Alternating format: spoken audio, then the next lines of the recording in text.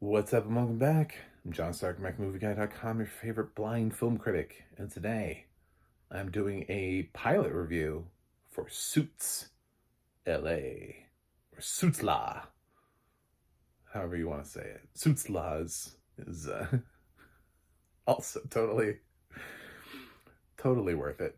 But before I do that, please click like and subscribe. I am a blind film critic, and I do talk a lot about audio description and accessibility on this channel because it's the perspective in which I enjoy cinema, or I talk about the lack of audio description and the lack of accessibility on certain titles. And I know this may surprise you, but as a blind, disabled individual, I benefit a lot from DEI initiatives across programs. That's where accessibility generally comes from, is the inclusivity part of that. So I would love it if we could all just jump on my back and run back into that burning building and put out the fire that is raging all over DEI right now. I promise I'm not crashing any airplanes. So Suits LA. This is, well, so Suits was a show on USA. It was just a show. Let's be honest. It was just a show. It was on USA, and it was well liked. People enjoyed it. It had a cast member on it, Meghan Markle. You may have heard of her. She um, she kind of got a little famous, and then people started watching Suits more. It kind of blew up on Netflix, and then they were like, "Well, what can we do with this franchise?" Well, they already had done something with the franchise when the series ended. They tried to take Gina Torres's character and do a spinoff for her that nobody watched, and it ran one season. So that was the attempt to do something with Suits. But now we're back with Suits LA. There are absolutely no returning characters that I was able to find from the original series, although I didn't watch Suits all the way to the end. So maybe there's a character here, I don't know, tangentially, but none of these main characters seem like they have any idea what was happening in the other show. So the gimmick about the first show was that there was a guy who didn't quite have a law degree who kind of faked his way in because he was really smart. And that was the thing. And like he just hadn't passed the bar exam, or he had no, he didn't go to school, like he didn't have a law degree, but he passed the bar exam, something like that. Like it's been a long time. So it had a hook, it had a twist, it had a reason for existing. And then there was this Harvey Specter, I think that was his name. Harvey, definitely the character, Harvey something. I feel like Harvey Specter is somebody else, which is why I immediately was like, I don't know. I know it's Harvey though. Who was just like a badass lawyer, and like the two of them sort of teamed up or sparred, and then there was a supporting cast, and the love interest that was Meghan Markle, all those kind of things. So yes, I watched a lot of Suits, not all the way through. When it dropped on Netflix, I didn't rewatch it. I didn't go back through it. I mean, I might at some point. I don't know where I left off. I did make it through quite a bit of Suits, at least three or four seasons of Suits. I don't know. So at some point, it just fell off my radar. So when Suits LA was announced and it was on NBC, I was like, okay, well, they're really trying to bring back the concept. So how are they going to do that? How are they making different? And it's got a great cast. It's got Stephen Amell, who I enjoy as an actor. I think he proved himself a lot on Heels. We've got Brian Greenberg, who I remember through several things, but one of the things is there's a really nice drama that he did on television called October Road, that I think is really underrated. I think it ran 2 seasons. I believe that's right. And then my boy, Eugene, Josh McDermott. I'm a big Walking Dead fan. So Josh McDermott has earned Suits LA many episodes just for existing in the show, because it's the same reason I started watching Star Trek Discovery was for Sonequa Martin Green. I watched The Expanse because the actor who played Tyrese, Chad, it'll come to me eventually. He was on that, so I watched a little bit of The Expanse. I tend to, it's as if I notice somebody who was on The Walking Dead, I'm like, oh, I gotta see that show. It's got so and so on it. So I'm really happy that Josh McDermott is here, even though he's not the lead.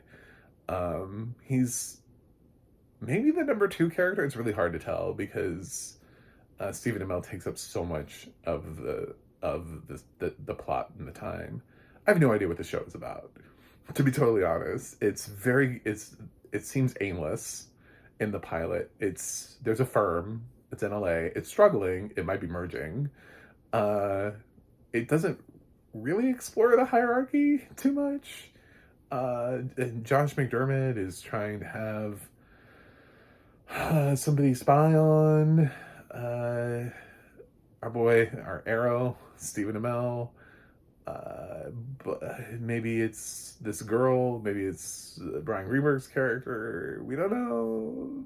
There are assistants. We do see Stephen Amell has a brother who is special needs. I don't know his specific special needs, so I'm using that as a broad term because it's never actually spoken out loud as to what his thing is, and I don't want to play guessing games as a blind person because it's, again, it's not in the audio description. Nobody actually said what his disability or special circumstance is. There is an actual actor there that is, I believe, appropriately cast for whatever it is the way that I would say that. But yeah, it's not actually said in the pilot. So, and he wakes up and his younger brother's there, and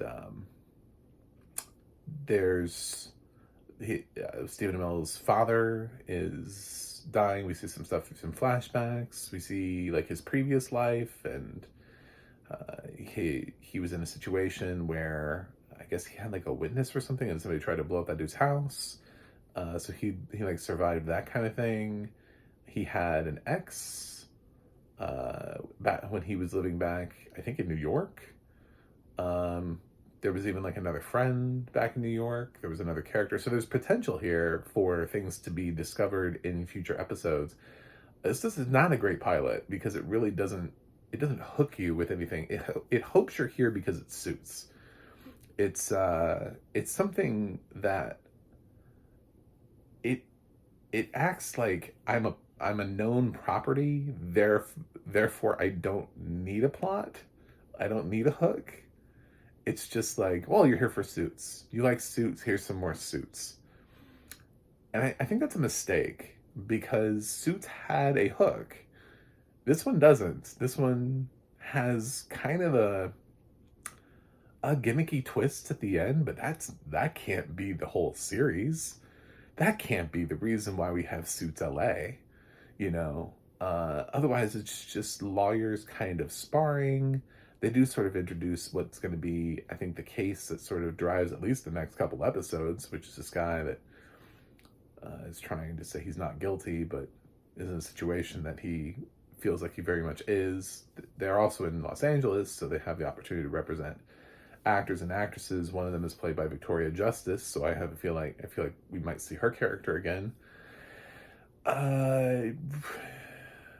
Yeah, I want to like the show. Like, I'm on board. So I'm not saying this from the perspective of like I don't like the show. I love Stephen Amell as an actor. I'm a big fan of Arrow, and I even watched Heels while I was on Stars, even though it didn't have audio description because I was a big fan of Arrow. So I was like, well, I'm going to watch the next thing this dude does. And I enjoyed Heels. It had also some supporting cast members that were really good. I wish somebody had saved that show and done something with it. It had a lot of potential. It just wasn't being realized on Stars. And I like Brian Greenberg. I'm surprised he's still acting. I feel like that dude's career has gone nowhere. I'm just being honest. I don't have anything against him. I just feel like I'm like, dude, you're still getting kudos. You know, kudos to you, man. Um, I would say one of the greatest problems here is the writing room for this has no idea how to write a female character. None, none at all. No idea. There are no women in this writing room. If they are, they're lesbians. Every female character in here is written horribly, or like they are constantly horny on the verge of something. Like the main girl, who I didn't even learn her name because her performance, I couldn't tell if it was bad acting or bad direction, but her whole performance is this like, yeah, well, that's what I want to do. And I was like, what are you doing? She doesn't match anybody else's energy in the whole series, you know? I couldn't quite figure it out. Like, she's oddly, like, there are a lot of sexual undertones and things that she says that don't need sexual undertones to them. Um, and then like her assistant is poorly developed, even though she's here for like a second. She like kind of like marches in and like, are we going to see more of you? You know, I know nothing about you. Like the female characters are poorly developed, and the one that's the most developed and has the most screen time is either poorly acted, poorly directed, or poorly written. And I can't figure out if it's all three, two of the three, one of the three, but it is not a good character in comparison to the amount of work that they're putting into Stephen Amell's character. Even the male supporting characters, like Brian Greenberg's character and Josh McDermott's character, are really sort of thin coming out of the pilot. I know a little bit more about Josh than I do Brian. Brian's character has this like really emotional letter that he leaves, and like, that would be nice if I knew more about him. I feel like that's the kind of letter you write maybe in the next episode after we've learned, like, teach us who these characters are. Again, this is not a good pilot. The series may go on to be a good show, but if I'm telling you, is this a good pilot? No, it is not. It doesn't actually do any of the things that a pilot episode is supposed to do. And the problem with that is that when shows do this, it's like they assume that they're going to get more from you, but that's not true. There's a lot of television out there now, across other networks, across streaming services, even things like Tubi that are starting to air free television, and you can catch up on shows.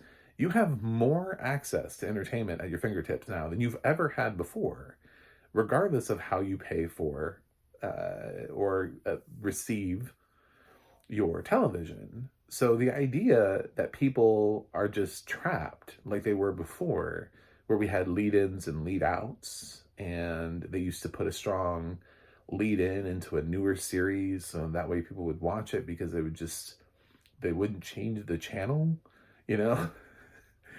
And it could help a struggling series by by having a strong lead-in. That's gone. Like the days of that kind of stuff, a lot of people just watch their stuff next day. They have DVRs or they watch it on a streaming platform.